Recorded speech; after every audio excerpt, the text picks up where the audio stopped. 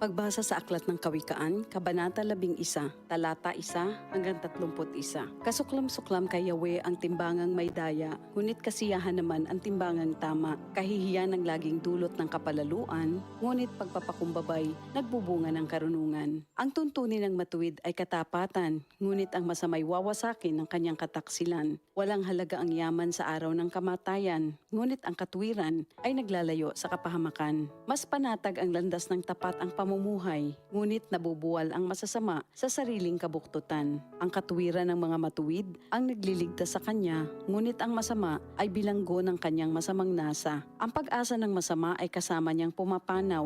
Ang umasa sa kayamanan ay mawawalang kabuluhan. Ang matuwid ay inilalayo sa bagabag, ngunit ang masama ay doon bumabagsak. Ang labi ng walang Diyos sa iba ay mapanira, ngunit ang dunong ng matuwid ay nagliligtas ng kapwa. Kapag ang matuwid ay pinagpapala, ang bayan ay nagagalak, ngunit higit ang katuwaan kapag ang masamay napapahamak. Dahil sa salita ng matuwid, ang bayan ay tumatatag, ngunit sa kasinungalingan ng masama, ang lungsod ay nawawasak. Ang kapos sa kaalaman ay humahamak sa kapwa, ngunit laging tahimik ang taong may unawa. Walang maitatago sa bibig ng madaldal, ngunit ang tunay na kaibigan, iyong mapagkakatiwalaan. Sa kakulangan ng tuntunin ng bansa ay bumabagsak, ngunit sa payo ng nakararami, tagumpay ay tiyak. Ang nananagot para sa iba, sa gusot ay nasasadlak, ngunit ang ayaw gumarantiya ay malayo sa bagabag. Ang babaeng mahinhin ay nag-aani ng karangalan, ngunit ang walang dangal, tambakan ng kahihiyan. Lagi sa kahirapan ang taong tamad, ngunit masagana ang buhay ng isang masipag. Ang taong mabait ay nag-iimpok ng kabutihan,